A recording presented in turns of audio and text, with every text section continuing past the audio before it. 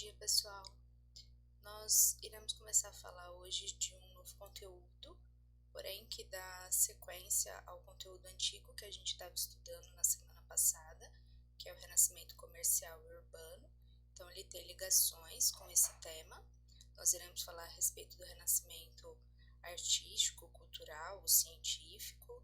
Então, ele envolve alguns assuntos, alguns preceitos que nós comentamos nas aulas passadas.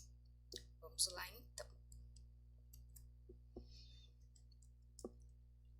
Para a gente conversar um pouquinho a respeito da origem desse termo, né, o porquê de renascimento, eu acredito que na aula passada eu comentei a respeito disso, mas especificamente falando sobre o renascimento artístico e cultural, aqui a gente está utilizando a palavra renascimento com o sentido de algo que existia que torna a aparecer novamente.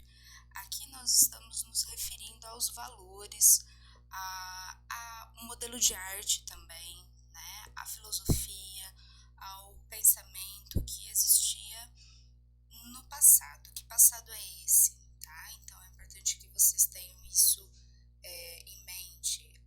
Vai se valorizar tudo aquilo que foi produzido lá na Idade Antiga, no período clássico da Grécia e da Roma Antiga.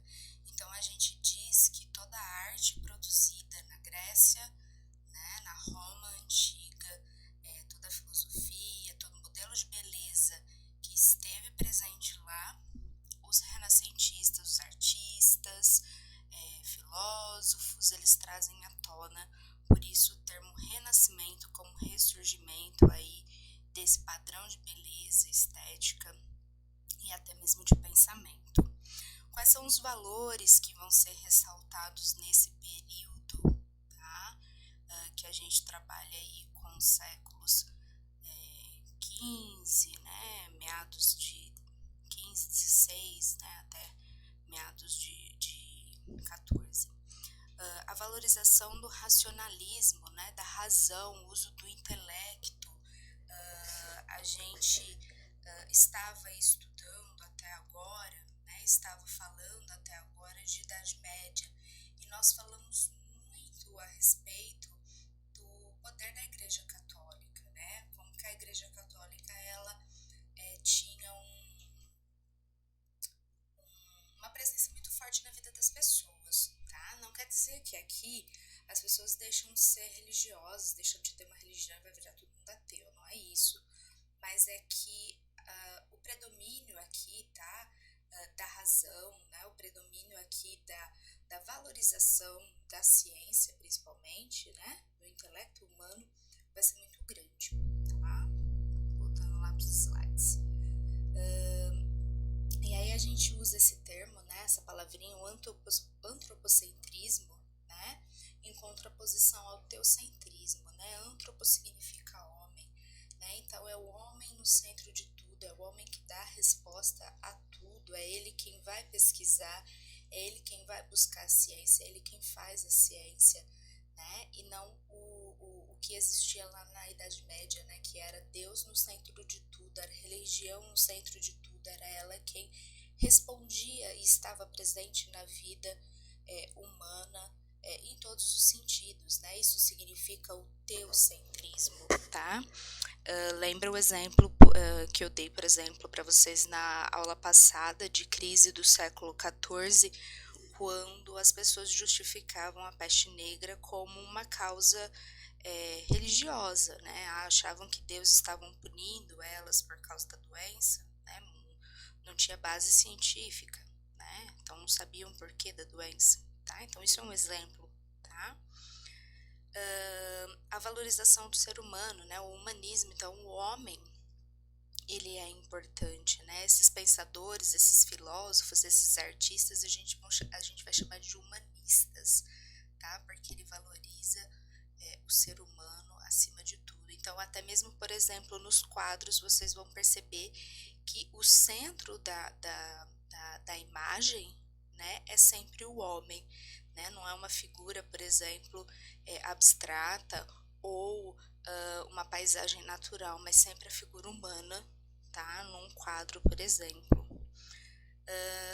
O individualismo, né? O que é o individualismo? O indivíduo ele vai ser responsável pelos seus atos, pelo seu destino, é ele quem explica, né, os seus atos, né, e não mais Deus, né, não é Deus que define os seus atos, né, que responde por eles, mas o ser humano em si, tá? Outro ponto do individualismo que é interessante a gente ressaltar aqui já, nas obras da Idade Média, por exemplo, quadros, pinturas, né, é muito difícil, e se vocês olharem, por exemplo, o livro didático de vocês vão ver que é muito difícil identificar o autor, né? Muitas vezes está lá a autoria desconhecida, né? Porque a gente fala do individualismo na Idade Moderna, nesse período do Renascimento, em contraposição ao coletivismo que existia na Idade Média, tá? Essas obras, muitas vezes, a autoria desconhecida porque elas eram feitas por artesãos, né? E esses caras, eles simplesmente não assinavam as suas obras, o que vai ser totalmente diferente no período do Renascimento, né? Então, como que eu sei que a Mona Lisa é um quadro do Leonardo da Vinci? Porque o cara assinou, né? Então, a marca do individualismo, né? Ou seja, uma marca pessoal, né? Porque o cara, ele vai assinar a sua obra, né? Então, essa marca é presente, por exemplo, nas obras de arte.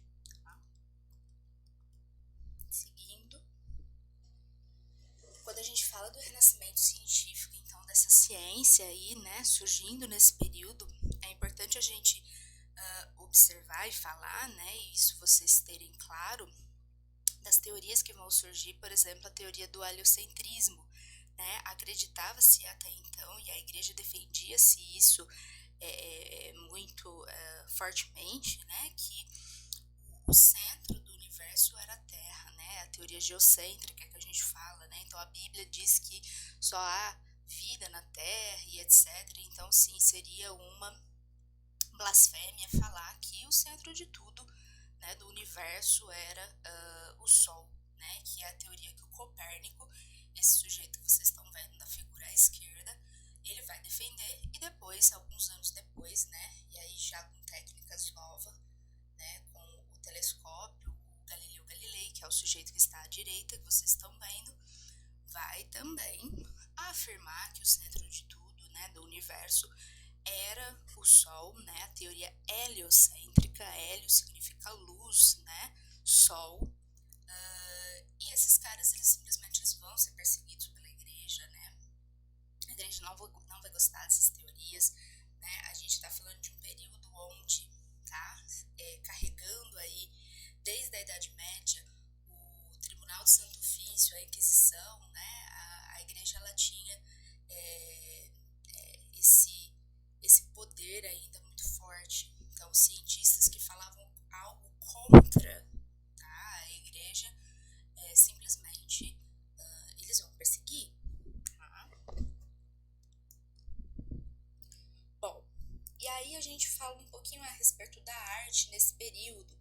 O que vocês veem aí nesse mapa é um pedaço do mapa da Itália. A Itália ela não está aí nesse mapa para vocês inteira, mas apenas uma parte, né? A gente destaca algumas cidades, não muitas cidades aí da Itália, mas algumas cidades como, por exemplo, que eu já tinha mencionado para vocês na aula anterior de Renascimento Comercial e Urbano, Gênova, Veneza, né? Falei para vocês, guardem o nome dessas cidades, né? Então, Gênova, Veneza, que eram cidades costeiras, tá? Florença, Milão e a própria capital da Itália, Roma, tá? E a gente já vai falar por que dessas cidades, tá? Então, essas cidades italianas, por exemplo, Florença, como está aí nesse slide, Roma, tá? Florença, né, vai ter um poder muito grande, vai ser uma cidade que vai ser o berço, a gente fala o berço do Renascimento, uma cidade que é muito cheia de artistas renascentistas, tá? Ela vai ser governada durante um tempo por comerciantes, uma família muito poderosa que são os Médici, tá?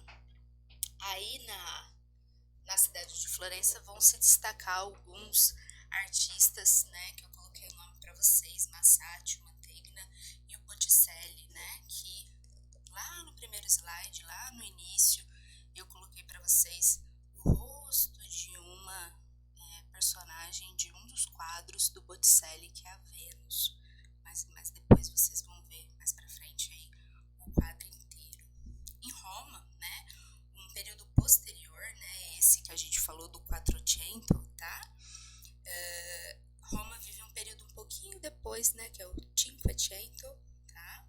Que é o século XVI, e vai passar aí por um período onde os próprios papas, eles acabavam financiando as obras de vários pintores, tá?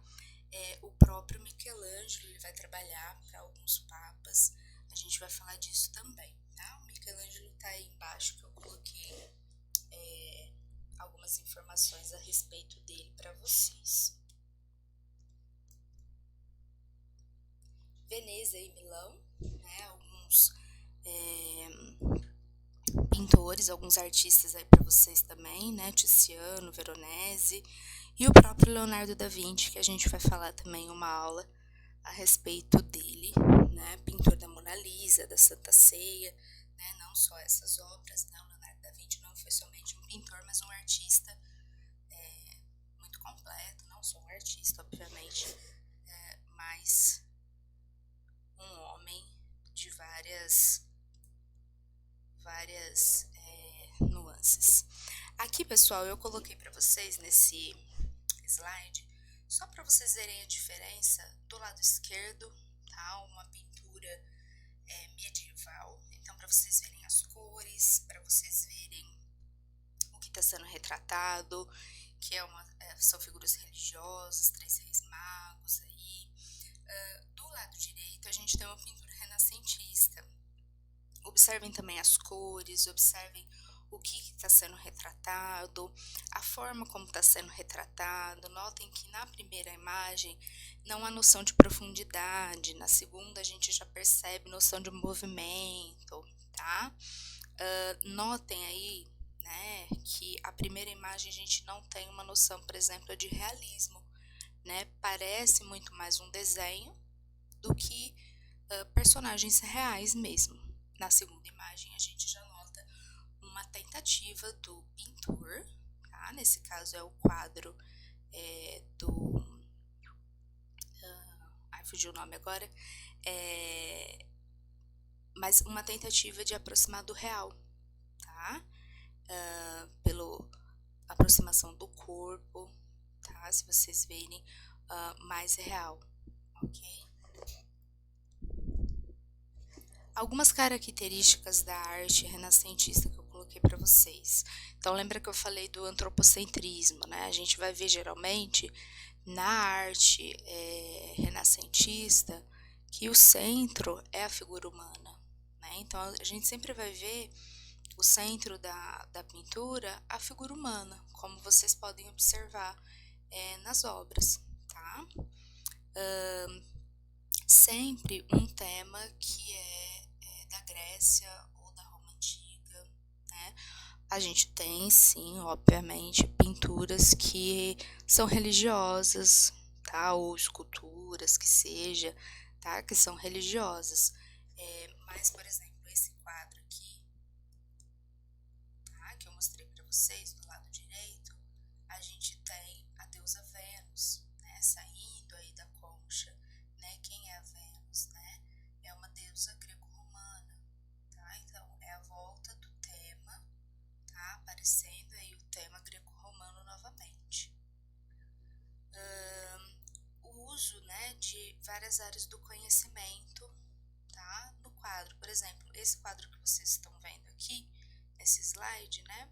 Para fazer toda essa noção aqui de profundidade no quadro, o pintor ele tinha que ter a noção de matemática, né? Todas essas linhas aqui, ó, para traçar esse equilíbrio, né? Ele tinha que ter noção de matemática, assim como, por exemplo, para fazer o naturalismo, né? Que a gente já vai adiantando aqui, ó. que é nada mais nada menos essa natureza aparecendo aqui atrás do quadro, né?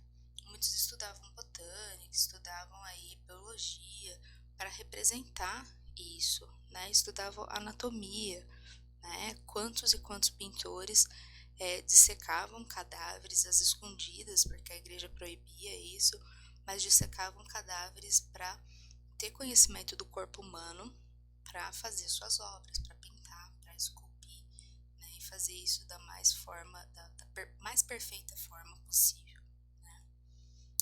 O que se destaca aqui, né, é a pintura a óleo, tá? Que eles vão utilizar, então é tinta a óleo, tá? O uso da perspectiva, né, é o jogo de luz e sombra, então muitas vezes a figura escura sobre a clara, vice-versa, né, para criar esse jogo de